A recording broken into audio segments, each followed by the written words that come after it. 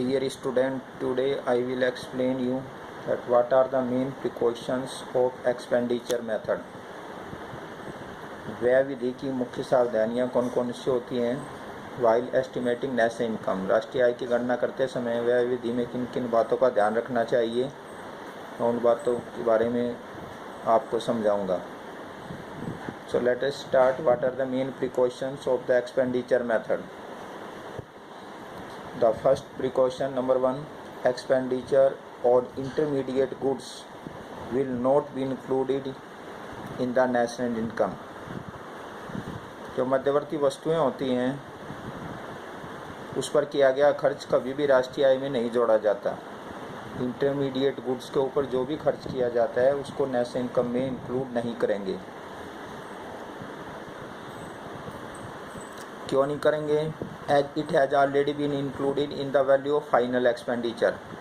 अंतिम वस्तुओं के रूप में इसकी पहले ही गणना हो चुकी है। जब भी फाइनल एक्सपेंडिचर को कैलकुलेट किया गया होगा तो इंटरमीडिएट उसमें ऑलरेडी इंक्लूड हो गया होगा। तो ये दोबारा से इसको नहीं ऐड करेंगे। अगर दोबारा ऐड करेंगे तो डबल काउंटिंग की प्रॉब्लम हो सकती है। If it is included again it will be lead to the double counting. तो ये दोहरी गणना की समस्या हो जाएगी अगर हम दोबारा से ऐसा करते हैं।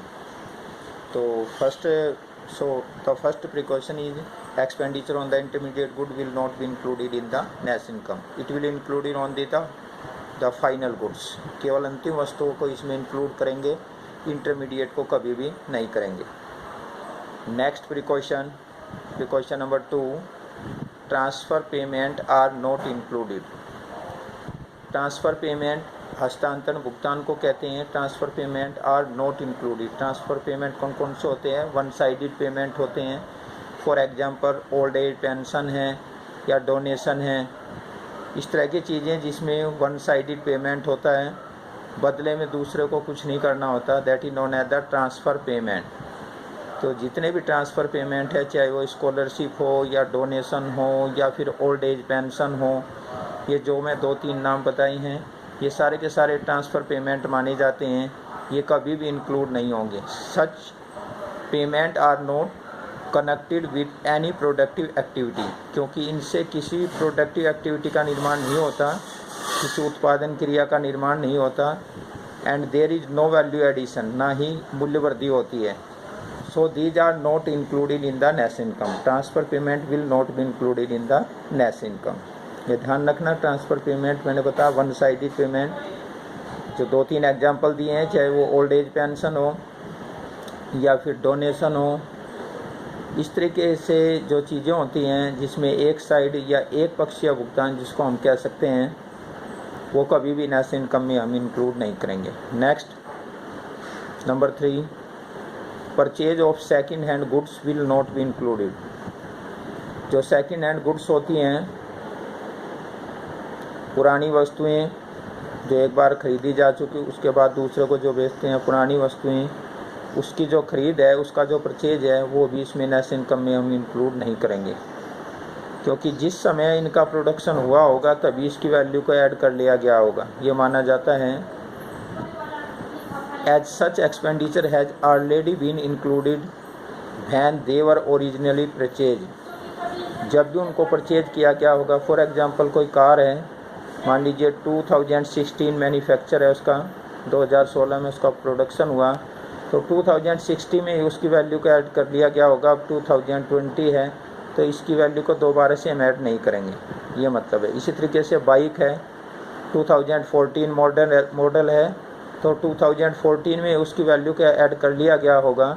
अब दोबारा से हम 2020 में उसकी वैल्यू को ऐड नहीं करेंगे, इसका सीधा मतलब है। Such goods do not affect the current flow. वर्तमान जो फ्लो है मुद्रा का, उसके ऊपर इसका कोई प्रभाव नहीं करता। गुड्स एंड सर्विसेज, वस्तुओं सेवाओं के प्रभाव में इनका कोई योगदान नहीं होता प्रेजेंट टाइम में, इसलिए इनको दोबारा से हम इंक्लूड नहीं करेंगे जितने भी सेकेंड हैंड गुड्स हैं। केवल उसका जो कमीशन है, how ever any commission of the brokerage on such goods is included, केवल उसका कमीशन इसको शामिल हो जाएगा। कमीशन को हम शामिल करेंगे। वो क्यों करेंगे शामिल? Because such goods included as it is a payment made for productive service. जो उत्पादक सेवाओं के बदले किया गया है केवल कमीशन शामिल होगा, लेकिन जो मध्यवर्ती ये जो वस्तुएं हैं, जो सेकंड हैंड गुड्स हैं, इनकी खरीद या बेच इसको शामिल नहीं करेंगे, केवल दलालों का कमीशन इसमें इंक्लूड होगा। Next precaution number 4, purchase of financial assets. वित्तीय जो सौदे होते हैं, वित्तीय लेन देन, फाइनेंशियल एसेट्स बोलते हैं उसको। इसमें क्या क्या शामिल है? शेयर्स है, डिवेंचर्स है, बॉन्ड्स हैं, जो कागजी दावे हैं। जितने भी कागजी दावे हैं, कंपनी शेयर्स का इस्तेमाल करती है जब उसे पैसे की ज़रूरत होती है, डिवेंचर का या बॉन्ड का, इस तरीके से ये तो जितने कागजी दावे हैं जो फाइनेंशियल एसेट्स कहे जाते हैं, कागजी दावे, these are not included in the net income, will not be included, इनको भी हम शामिल नहीं करेंगे। एज सच ट्रांजैक्शंस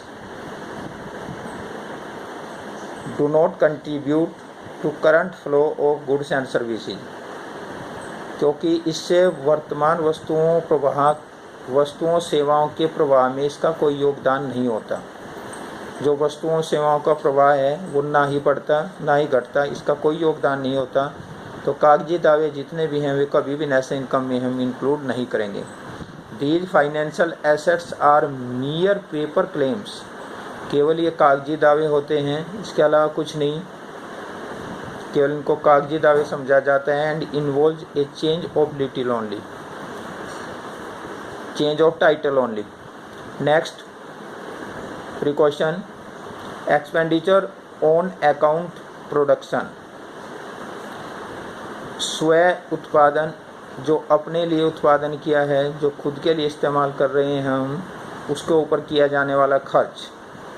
इसमें लिखा है जैसे like production for self consumption, खुद के उपभोग के लिए जो प्रोडक्शन किया है। जैसे मान लीजिए किसान ने 100 क्विंटल अनाज उगाया, 80 क्विंटल मार्केट में बेच दिया, जो 20 क्विंटल अपने लिए रखा, अपने परिवार के लिए, अपने बच्चों के लिए, वो भी इसमें सेल्फ कंजप्शन के लिए जो रखा वो शामिल होगा। दूसरा एग्जांपल, कोई फैक्ट्री मालिक है, 1000 मीटर कपड़ा अपने घर के लिए रख लिया उसने सेल्फ कंजप्शन के लिए, it will also be included, ये मतलब है इसका सीधा। तो ये सारी चीज़ें जो सेल्फ कंजप्शन में आती हैं। Imputed value of owner occupied house, जो मकान मालिक का खुद का मकान है, उसका आरोपित किराया, इम्पुटेड वैल्यू आरोपित किराया, मकान मालिक का जो अपना खुद का मकान है उसका आरोपित किराया, वो सारा इसमें इंक्लूड होगा। Free service from government, general government जो सरकार फ्री सेवाएं देती हैं, लेकिन सरकार तो खर्च करती है, वो ठीक है हमें फ्री मिल रहा है, लेकिन सरकार ने तो खर्च किया है, रुपए का लेन देन तो हुआ है, ट्रांजैक्शन तो हुआ है, so it will be included. And private non profit institution serving house hold, जो निजी गैर लाभकारी संस्थाएं होती हैं, जैसे मान लिया आँखों का मुफ्त ऑपरेशन है, इस तरह की चीज़ें जो फ्री सर्विस प्रोवाइड करती हैं। तो जिसने कैंप लगाया होगा उसने, जो आई का डॉक्टर है, उसको पेमेंट की होगी ज़रूर हर हालत में।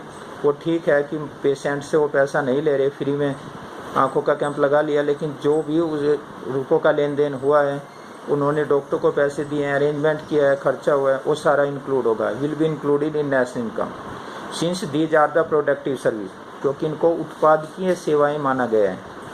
तो ये थी, these are the main precautions to be kept in mind while estimating national income. Okay, thank you.